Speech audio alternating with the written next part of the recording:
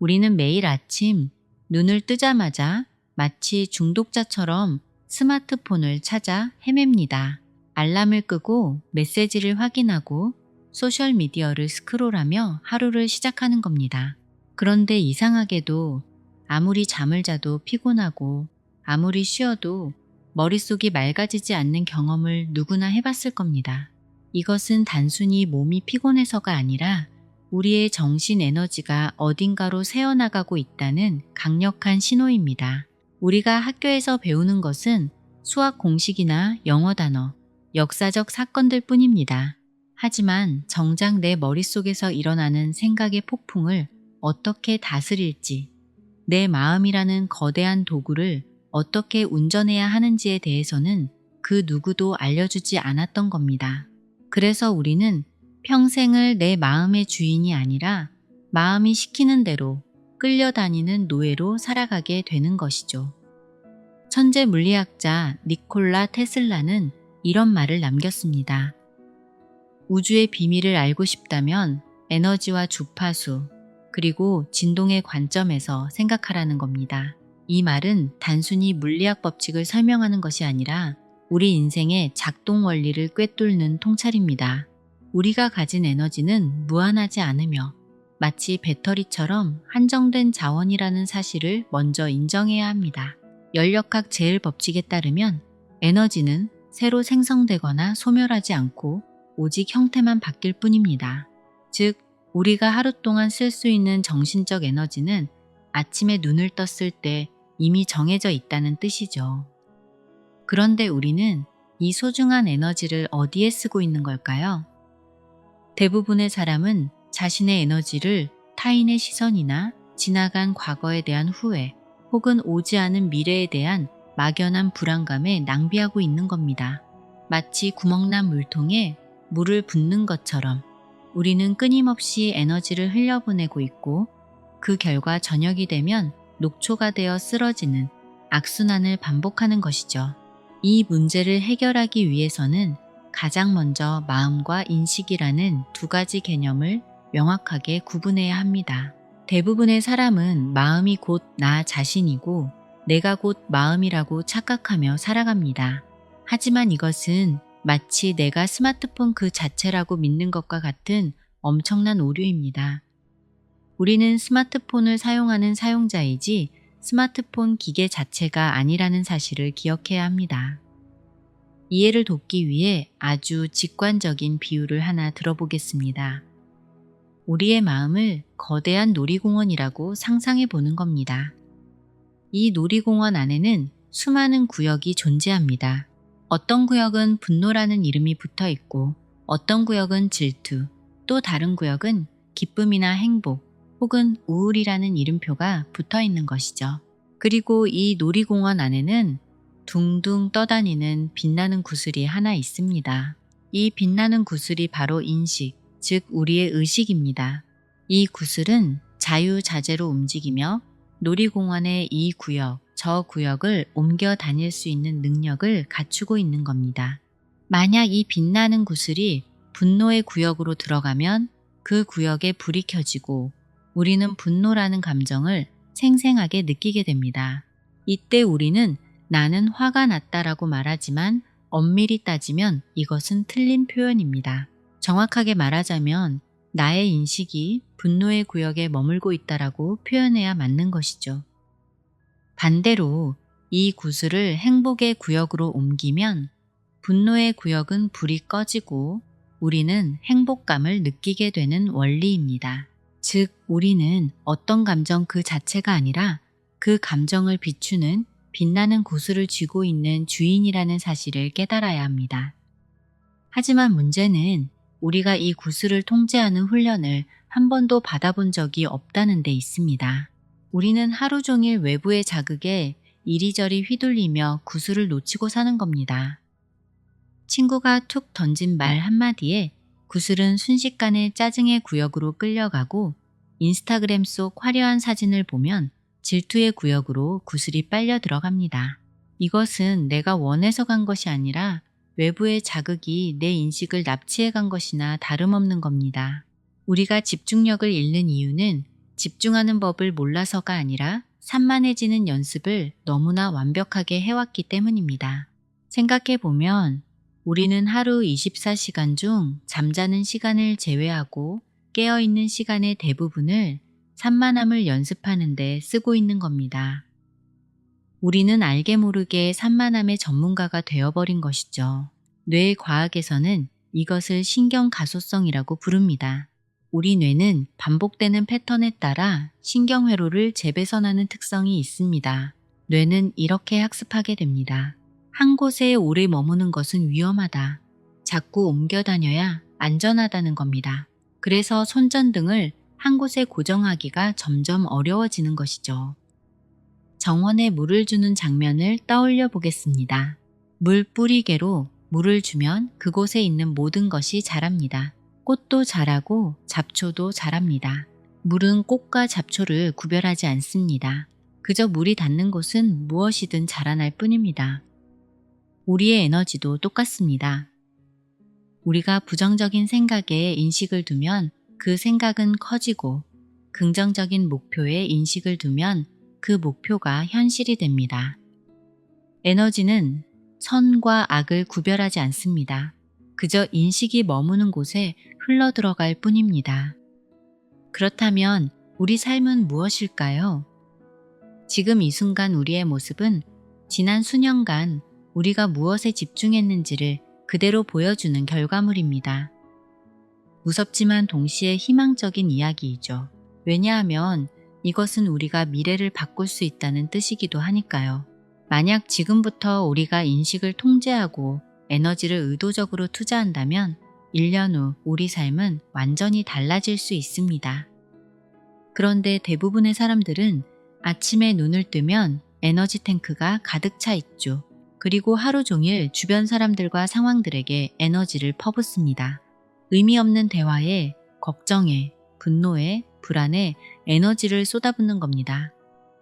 밤이 되면 탱크는 텅 비어 있고 우리는 지쳐서 잠에 들죠. 다음 날 아침, 탱크는 다시 채워지고 똑같은 일이 반복됩니다. 이것이 대부분 사람들의 삶입니다. 그렇다면 어떻게 해야 할까요? 에너지를 돈처럼 관리해야 합니다. 돈을 아무데나 쓰지 않듯이 에너지도 신중하게 투자해야 합니다. 그러기 위해서는 먼저 에너지 낭비를 멈춰야 합니다. 그 다음 에너지를 보존하고 축적해야 합니다. 그리고 마지막으로 그 에너지를 우리가 정말 원하는 것에 투자해야 합니다. 이제 우리는 산만함의 전문가에서 벗어나 집중의 마스터로 거듭나는 구체적인 훈련법을 알아보도록 하겠습니다. 마음의 놀이공원을 자유자재로 누비려면 먼저 한 가지 혁명적인 사실을 받아들여야 합니다. 우리는 감정이 아니고 생각이 아니며 그 모든 것을 바라보는 관찰자라는 진실을 말입니다. 이 구분을 이해하는 순간 게임의 룰이 완전히 바뀝니다. 감정에 휘둘리는 피해자에서 감정을 선택하는 주인으로 역할이 바뀌는 것이죠. 예를 들어 친구가 나를 무시하는 말을 했다고 상상해 보겠습니다. 예전 같으면 즉시 분노의 구역으로 빨려 들어가서 얼굴이 굽고 목소리가 날카로워졌을 겁니다. 하지만 인식의 원리를 아는 사람은 한 박자 쉬어갑니다. 아, 지금 내 의식의 구슬이 분노 구역으로 끌려가고 있구나 라고 알아차리는 것이죠. 이렇게 한 걸음 뒤로 물러서서 보는 순간 우리는 선택권을 되찾게 됩니다. 구슬을 그 자리에 계속 둘 것인지 아니면 다른 구역으로 옮길 것인지 스스로 결정할 수 있게 되는 겁니다. 여기서 필요한 능력이 바로 집중력입니다. 집중력이란 내 인식의 구슬을 내가 선택한 한 지점에 오랫동안 머물게 하는 힘을 의미합니다. 많은 사람이 집중을 타고나는 특별한 재능이라고 생각하지만 이것은 완전한 오해입니다. 세계적인 신경과학자들의 연구에 따르면 집중력은 근육과 똑같이 훈련을 통해 얼마든지 강화할 수 있는 기술이라고 합니다. 우리가 헬스장에서 덤벨을 들어 올리며 이두박근을 키우듯이 집중력이라는 정신 근육도 반복적인 연습을 통해 단련할 수 있다는 겁니다. 전두엽이라는 뇌의 지휘본부는 충동을 조절하고 계획을 세우며 한 가지 일에 오래 머무르게 하는 역할을 담당합니다. 집중 훈련을 반복하면 이 전두엽의 회로가 점점 강화되어 자기조절 능력이 향상되는 거죠. 즉, 집중력 훈련은 단순한 정신력 게임이 아니라 실제로 뇌 구조를 물리적으로 바꾸는 작업인 겁니다. 그렇다면 구체적으로 어떻게 훈련해야 할까요? 많은 사람이 명상 앱을 설치하고 조용한 음악을 틀어놓고 한 번에 30분씩 앉아 있으려고 시도합니다. 물론 좋은 방법이지만 대부분은 며칠 못 가서 포기하게 됩니다. 왜냐하면 처음부터 너무 높은 난이도로 시작하기 때문입니다. 근육이 없는 사람이 갑자기 무거운 바벨을 들려고 하는 것과 같은 실수를 범하는 것이죠. 진짜 집중력 훈련은 우리 일상 속 가장 평범한 순간들에서 시작됩니다. 아침에 일어나 양치질을 할 때를 생각해 보겠습니다. 대부분의 사람은 칫솔을 움직이면서도 머릿속으로는 오늘 점심 메뉴나 어제 있었던 일에 대해 생각합니다. 이때 인식의 구슬은 화장실이 아니라 과거의 기억이나 미래의 걱정으로 날아가 버린 상태입니다. 하지만 집중력을 훈련하는 사람은 다릅니다. 칫솔모가 치아에 닿는 느낌, 치약의 상쾌한 향기, 물이 흐르는 소리에 온전히 인식을 고정시키는 겁니다. 만약 딴 생각이 든다면 내 구슬이 또 도망갔구나 라고 알아차리고 부드럽게 다시 양치질 감각으로 데려오는 것이죠. 배우자나 친구와 대화할 때도 최고의 집중력 훈련 기회가 됩니다. 상대방과 이야기를 나누면서 온전히 그 사람에게만 인식을 두는 연습을 하는 겁니다. 상대방의 눈을 보고 목소리를 듣고 표정의 변화를 관찰하면서 빛나는 구슬을 그 사람에게만 고정시키는 것이죠. 그러다 문득 인식이 다른 곳으로 흘러가는 순간을 포착하게 됩니다. 내일 회의 준비는 했나? 저녁은 뭘 먹지? 같은 생각이 스며드는 겁니다. 바로 이 순간이 핵심입니다. 이때 자책하지 말고 그저 조용히 인식을 다시 대화 상대에게 돌려놓으면 됩니다. 설거지를 할 때도 마찬가지입니다. 물이 흐르는 소리를 듣고 그릇의 감촉을 느끼며 비누 거품이 사라지는 모습을 관찰하는 겁니다. 이것이 바로 살아있는 명상이고 실전, 집중력 훈련입니다. 이 과정에서 중요한 것은 그런데 많은 사람들이 이런 질문을 합니다. 그렇게 하나에만 집중하면 멀티태스킹을 못하는 것 아니냐고 말입니다. 하지만 스탠퍼드 대학교 연구팀의 연구 결과는 정반대의 사실을 보여줍니다. 멀티태스킹은 실제로 존재하지 않습니다. 우리가 멀티태스킹이라고 부르는 것은 사실 빠른 속도로 작업을 전환하는 것일 뿐입니다. 연구에 따르면 멀티태스킹을 자주 하는 사람일수록 집중력이 떨어지고 작업 효율도 낮아진다고 합니다. 뇌는 한 번에 한 가지 일에만 온전히 집중할 수 있도록 설계되어 있기 때문입니다. 집중력을 키우는 또 하나의 핵심은 기술보다 환경입니다. 집중은 의지로 버티는 힘이 아니라 환경을 설계하는 능력에서 나오는 경우가 훨씬 많습니다. 심리학자들은 의지력이 배터리와 같아서 하루 동안 쓸 수 있는 용량이 정해져 있다고 말합니다. 즉, 유혹을 참는 데 의지력을 계속 쓰다 보면 정작 중요한 순간에 에너지가 남아있지 않게 되는 겁니다. 그래서 우리는 스스로에게 이렇게 물어야 합니다. 내 환경은 나를 산만하게 만들고 있는가? 아니면 집중을 도와주고 있는가? 라는 질문을 말입니다.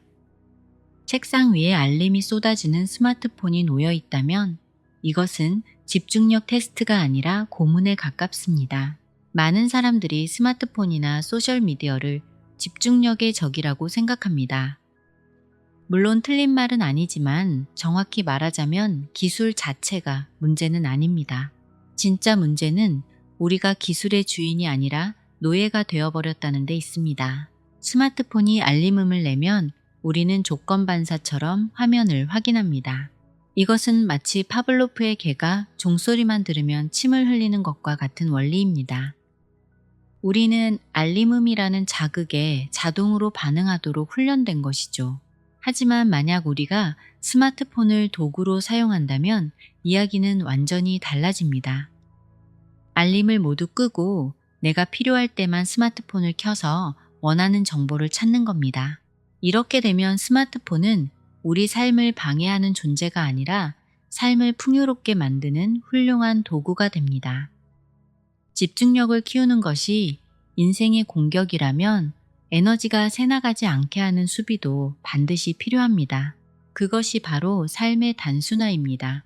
이제 우리는 에너지 관리라는 더 깊은 차원으로 들어가 보겠습니다. 우리가 관계를 맺는 사람의 숫자가 몇 배로 늘어났습니다. 소셜미디어 친구 목록만 봐도 수백 명에서 수천 명에 이릅니다. 하지만 우리의 에너지는 10년 전이나 지금이나 똑같습니다. 이것은 마치 100만 원짜리 월급을 받는데 지출 항목은 계속 늘어나는 것과 같은 겁니다. 결국 각 항목에 돌아가는 금액은 점점 줄어들 수밖에 없습니다. 그래서 우리는 삶을 단순화해야 합니다. 단순화란 중요하지 않은 것들을 과감히 덜어내는 용기를 의미합니다. 많은 사람들이 말합니다. 삶이 너무 복잡해서 단순하게 살 수가 없다고 이야기하죠. 하지만 이것은 핑계입니다. 아무도 억지로 이 사람과 친하게 지내라, 이 일을 꼭 해야 한다고 등 떠밀지 않습니다. 모든 것은 우리의 선택입니다. 우리가 복잡함을 선택하고 있는 것이죠. 수도원에서 수행하는 승려들이 가장 먼저 배우는 것이 바로 이 단순화의 기술이라고 합니다. 그들은 소유물을 최소화하고 관계를 정리하며 하루 일과를 단순하게 만듭니다. 이것은 금욕을 위한 것이 아니라 에너지를 보존하기 위한 전략인 겁니다. 에너지가 빠져나가는 구멍을 막고 나면 다음 단계로 넘어갈 수 있습니다. 바로 에너지를 모으고 집중시키는 단계입니다. 이것을 위해서는 매일 자신만의 시간을 확보해야 합니다. 진정한 자신과의 시간은 외부 세계와 완전히 단절하고 내면으로 들어가는 시간입니다. 눈을 감고 앉아서 자신의 호흡을 관찰하고 마음속 생각의 흐름을 지켜보는 것이죠. 이 시간을 통해 우리는 비로소 자신이 진정으로 원하는 것이 무엇인지 발견할 수 있습니다. 많은 사람들이 불행한 이유는 자신이 원하는 것을 모르기 때문입니다. 매일 10분이라도 좋습니다. 조용한 공간에서 눈을 감고 자신에게 질문을 던져보는 겁니다. 나는 지금 행복한가?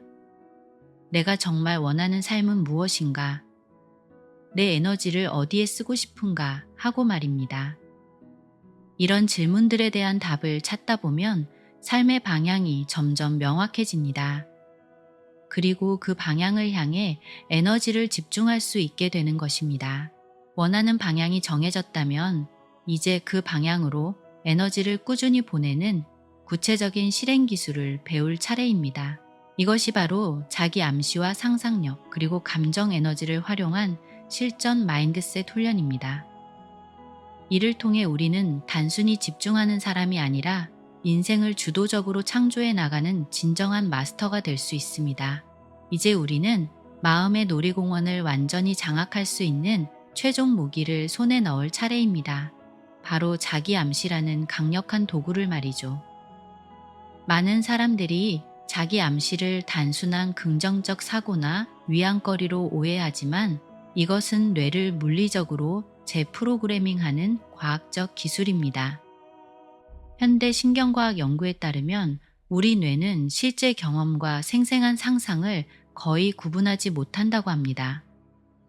무서운 영화를 보면 심장이 실제로 빨라지는 것처럼 뇌는 상상에도 진짜처럼 반응하는 겁니다.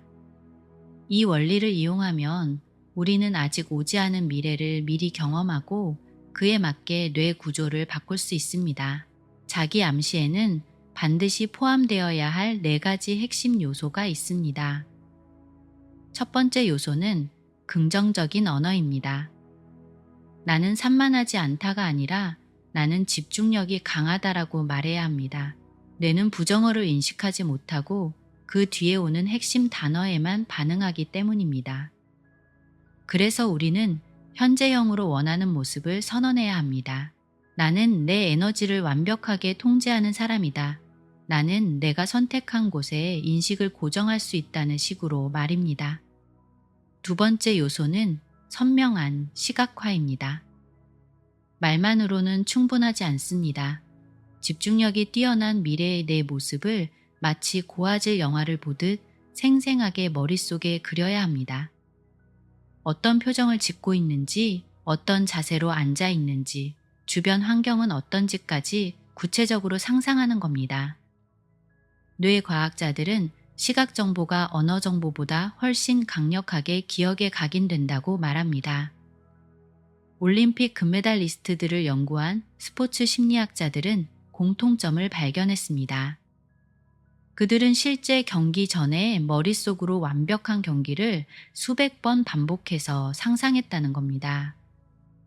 세 번째 요소이자 가장 중요한 것은 감정 에너지입니다. 감정은 단순한 기분이 아니라 물리적 에너지입니다. 화가 나면 심장이 빨라지고 얼굴이 달아오르며 기쁘면 온몸이 가벼워지는 것처럼 감정은 우리 몸 전체를 변화시키는 강력한 힘을 가지고 있습니다. 그리고 이 감정 에너지는 자석과 같은 성질을 가지고 있어서 비슷한 주파수의 현실을 끌어당기게 됩니다. 니콜라 테슬라가 말한 에너지와 주파수의 원리가 바로 여기에 적용되는 겁니다. 우리가 성공한 기분을 느끼면 성공으로 이어지는 선택과 행동을 하게 되고, 불안한 감정을 느끼면 불안한 상황을 만드는 선택을 하게 됩니다. 그래서 자기 암시를 할 때는 반드시 그 목표를 이뤘을 때의 벅찬 기쁨과 감사함을 지금 이 순간 생생하게 느껴야 합니다. 이것은 거짓으로 연기하는 것이 아니라 미래의 나를 현재로 불러오는 작업입니다. 제임스 본드를 연기하는 배우가 촬영장 밖에서도 본드의 걸음걸이와 말투를 연습하듯이 우리도 성공한 자신의 모습을 24시간 연습해야 합니다. 네 번째 요소는 반복과 일관성입니다. 자기 암시는 한 번의 강렬한 경험으로 완성되는 것이 아닙니다. 마치 근육을 키우기 위해 매일 꾸준히 운동해야 하듯이 뇌의 신경회로를 바꾸기 위해서는 같은 언어와 시각화와 감정을 매일 반복해야 합니다. 헬스장에 한 번 가서 바벨을 들었다고 근육이 생기지 않는 것처럼 자기 암시도 하루 이틀로는 아무런 변화가 일어나지 않습니다.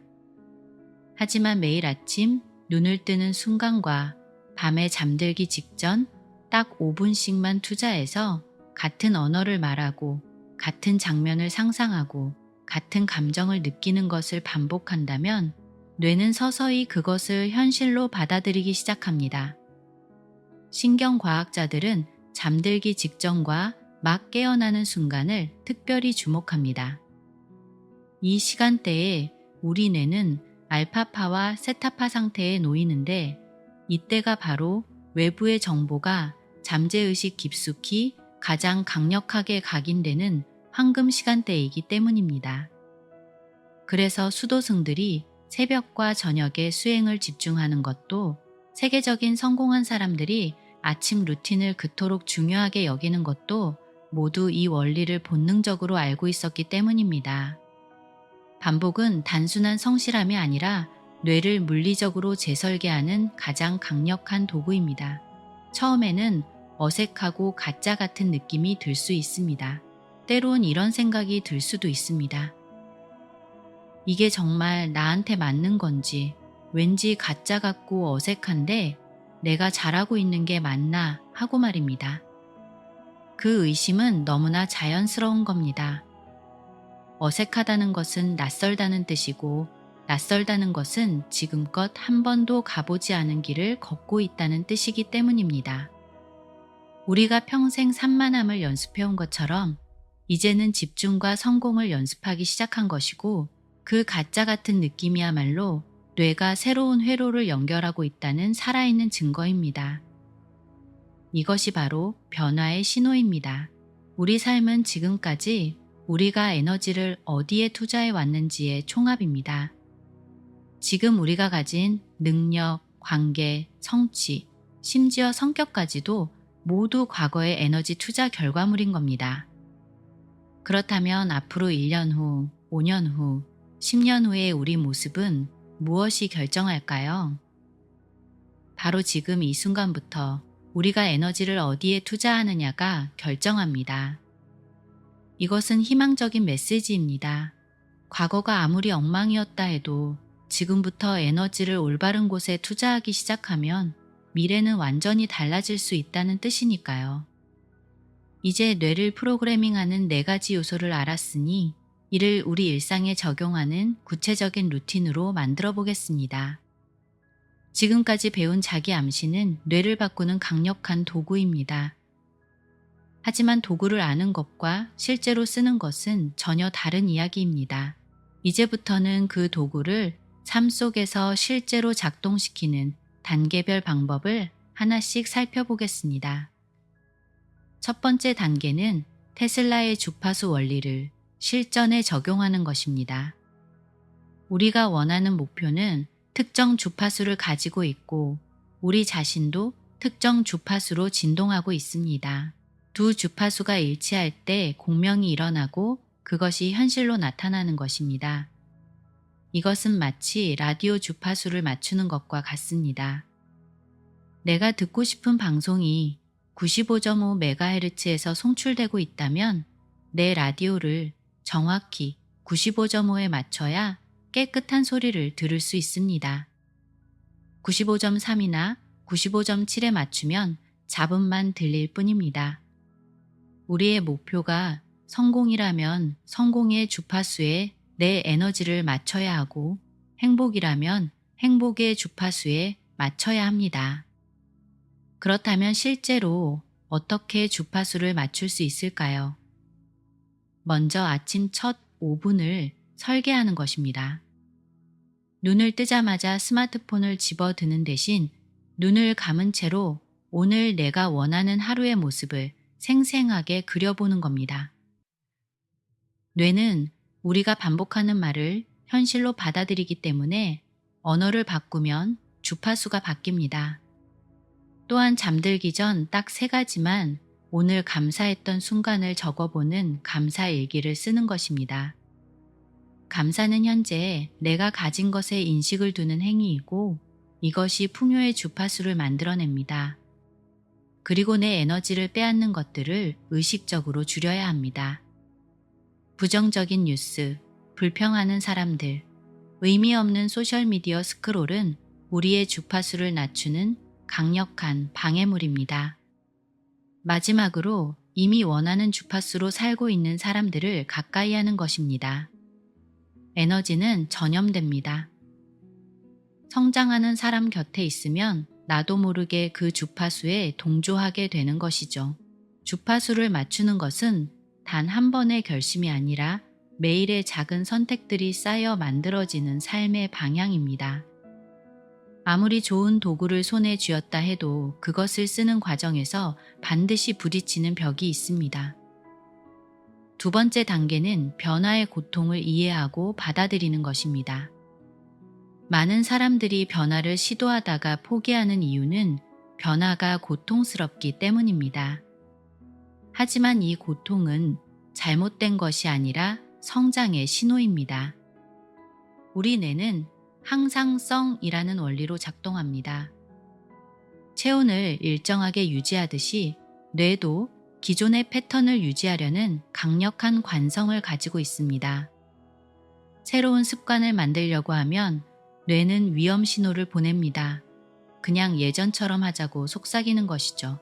이것을 심리학에서는 저항이라고 부릅니다. 작가 스티븐 프레스필드는 이 저항을 인류 최대의 적이라고 표현했습니다. 우리가 성장하려고 할 때마다 저항은 더 강력하게 나타나기 때문입니다. 하지만 이 저항을 이해하고 나면 오히려 반가운 신호가 됩니다. 저항이 강하게 느껴진다는 것은 내가 지금 성장의 경계선을 넘고 있다는 증거이기 때문입니다. 컴퓨터 소프트웨어를 업데이트할 때를 생각해 보겠습니다. 업그레이드 하려면 시스템을 재부팅하고 파일을 재정렬하는 혼란스러운 과정이 필요합니다. 이 과정에서 컴퓨터가 느려지고 멈춘 것처럼 보이지만 이것은 고장이 아니라 업그레이드 중이라는 신호입니다. 우리의 변화도 똑같습니다. 낡은 신경 회로를 끊고 새로운 회로를 연결하는 과정에서 불편함과 혼란이 느껴지는 것은 자연스러운 현상입니다. 이것을 시냅스 가지치기라고 부릅니다. 사용하지 않는 신경 연결은 약해지고 자주 사용하는 연결은 강화되는 과정인 것이죠. 이 과정은 보통 20일에서 66일 정도 걸린다고 합니다. 즉, 2달만 견디면 새로운 습관이 자동화되고 더 이상 의지력이 필요 없게 된다는 뜻입니다. 세 번째 단계는 작은 성공을 축적하는 것입니다. 많은 사람들이 실패하는 이유는 처음부터 너무 큰 목표를 세우기 때문입니다. 하루 2시간 명상하기, 매일 책 100페이지 읽기 같은 목표는 며칠 못 가서 좌절을 가져옵니다. 스탠퍼드 대학교 행동 디자인 연구소의 BJ 포그 박사는 작은 습관의 힘을 강조합니다. 하루 2분 명상, 책 1페이지 읽기처럼 절대 실패할 수 없을 정도로 작은 목표부터 시작하라는 겁니다. 뇌는 성공 경험을 좋아합니다. 작은 성공이라도 반복되면 도파민이 분비되고 이것이 동기부여가 되어 더 큰 도전으로 이어지는 것이죠. 계단을 오를 때 한 번에 10계단을 뛰어 오르려고 하면 넘어지지만 한 계단씩 차근차근 오르면 결국 꼭대기에 도달합니다. 변화도 마찬가지입니다. 오늘 양치질 할 때 30초만 집중하기, 가족과 대화할 때 5분만 온전히 듣기, 잠들기 전 3분만 호흡 관찰하기, 이런 작은 실천들이 쌓이고 쌓여서 1년 후에는 완전히 다른 사람이 되어 있는 것입니다. 네 번째이자 마지막 단계는 자신에게 자비로운 태도를 갖는 것입니다. 완벽주의는 변화의 가장 큰 적입니다. 하루 실수했다고 자책하고 포기하는 사람들이 너무 많습니다.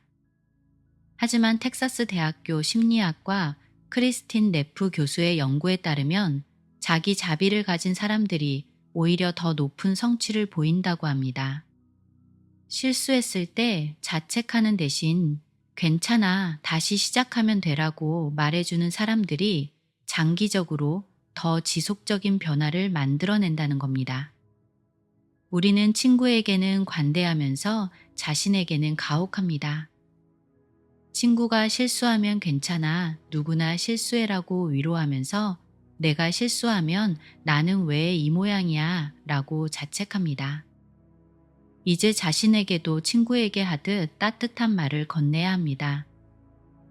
변화는 직선이 아니라 나선형입니다.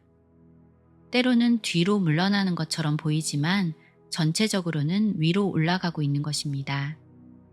지금까지 우리는 마음의 작동 원리부터 에너지 관리, 자기 암시, 주파수 일치, 변화의 과정까지 모든 것을 함께 살펴봤습니다. 오늘 이 영상을 끝까지 보고 있는 여러분은 이미 변화의 첫걸음을 내디딘 겁니다. 정보를 찾고 배우려는 의지를 보였다는 것 자체가 이제 남은 것은 실천뿐입니다. 오늘 밤 잠들기 전 5분만 눈을 감고 호흡을 관찰해 보는 것부터 시작해 보는 겁니다. 내일 아침 양치질 할 때 온전히 그 순간에 집중해 보는 것, 가족과 대화할 때 스마트폰을 다른 방에 두고 온전히 그 사람에게만 집중해 보는 것, 이런 작은 실천들이 모여서 한 달 후, 1년 후, 10년 후에 여러분을 만들어 갑니다. 우리는 마음이라는 거대한 놀이공원의 주인이고 빛나는 의식의 구슬을 원하는 곳으로 움직일 수 있는 힘을 가진 존재입니다. 모든 것은 에너지이고 우리는 그 에너지의 주파수를 선택할 수 있습니다. 지금 이 순간부터 여러분의 에너지를 진정으로 원하는 곳에 투자하기 시작한다면 1년 후 여러분은 지금의 자신이 상상하지 못했던 사람이 되어 있을 겁니다. 변화는 어렵지만 불가능하지 않습니다. 수천 년 동안 수도승들이 증명해왔고 현대 뇌과학이 확인해 주었으며 지금 이 순간에도 수많은 사람들이 실천하고 있는 길입니다. 누구라도 할 수 있습니다. 그저 어제보다 오늘 조금 더 의식적으로 살아가면 됩니다. 그것만으로도 충분합니다. 사실 저도 오랫동안 이 사실을 몰랐습니다. 작은 것에 감사하는 법을 지금 이 순간이 얼마나 소중한지를 한참이 지나서야 비로소 알게 되었습니다. 그런데 그것을 깨달은 순간 이 삶이 전혀 다르게 보이기 시작했던 것입니다. 매일 반복되는 평범한 하루가 사실은 기적 위에 기적이 쌓인 날들이었다는 것을 말입니다. 그 깨달음이 저를 바꾸었고 그것이 지금 여러분께 이 이야기를 많은 컨텐츠에서 반복해서 전하는 이유입니다. 찰나의 우연이 겹쳐 필연이 된 우리의 생애는 그 어떤 정교한 설계보다 경이로운 존재의 증명입니다. 숨을 쉬고 발을 내딛는 이 사소한 일상조차 사실은 우주가 공들여 빚어낸 가장 아름다운 기적임을 문득 깨닫게 됩니다. 살아있다는 것 그 자체로 우리는 이미 완성된 기적 속을 걷고 있습니다. 거창한 무엇이 없어도 좋습니다. 그저 어제보다 오늘 조금 더 의식적으로 깨어 살아가는 것, 그것만으로도 충분히 가치 있습니다. 제가 가치 토커를 운영하며 가슴 깊이 새긴 문장이 하나 있습니다. 한 사람을 구하는 것은 온 세상을 구하는 것과 같다라는 말입니다. 언젠가 스쳐 지나듯 읽은 이 문장이 마치 제 마음을 대변하는 것 같았습니다. 제가 전하는 마음과 의식에 관한 이야기들이 단 한 분에게라도 닿아 그분이 자신만의 가치 있는 길을 발견하고 행복해질 수 있다면 저는 더할 나위 없이 행복할 것입니다. 이 모든 과정은 우리를 더 단단하게 만들기 위한 여정일 뿐입니다. 어차피 우리 모두는 결국 잘 될 수밖에 없는 존재들입니다. 그러니 매일 의식적으로 스스로에게 이렇게 말해주세요. 괜찮아, 잘 될 거야. 어차피 난 잘 될 수밖에 없어. 이런 긍정적인 믿음을 의식적으로 선택하며 나아가는 것이 무엇보다 중요합니다. 저 역시 어린 시절 견디기 힘든 고통이 찾아올 때마다 스스로에게 되뇌었습니다. 나는 이렇게만 살 사람이 아니다라고 말입니다. 그 막연하지만 확고했던 믿음이 지금의 저를 여기까지 데려다 주었습니다. 오랫동안 꿈을 그리는 사람은 마침내 그 꿈을 닮아간다고 합니다. 말 못할 상처를 안고 있는 분이라도 반드시 때가 되면 시절 인연을 만나게 됩니다. 가장 적절하고 아름다운 순간에 선물처럼 깨달음이 찾아올 것입니다. 그 아픔이 꽃이 되고 누군가에게는 희망이 되어 서로의 삶에 공감하며 기쁨을 나누는 순간을 반드시 맞이하게 될 것입니다. 저는 그것을 믿으며 여러분 또한 반드시 그렇게 될 것이라 확신합니다. 인생의 중반쯤에 서서 돌아보니 살아온 모든 순간이 참으로 신비롭고 경이로웠습니다. 내 삶 자체가 살아있는 이 모든 찰나가 기적입니다. 지금 이 순간 의식하지 않아도 심장이 뛰고 있다는 것, 마음 먹은 대로 몸을 움직일 수 있다는 것, 이 일상적인 일들이 실은 거대한 기적의 연속입니다. 길가에 핀 작은 꽃송이도 이름 없는 잡초 하나도 모두 소중한 기적입니다. 감사한 마음을 먼저 품으면 감사한 일들이 더 많이 찾아옵니다. 그것이 바로 아름다운 주파수의 법칙입니다. 우리 각자의 깨달음이 하나둘 쌓여 언젠가 인류 전체의 행복으로 피어나기를 진심으로 바랍니다. 여러분의 에너지는 온전히 여러분의 것입니다.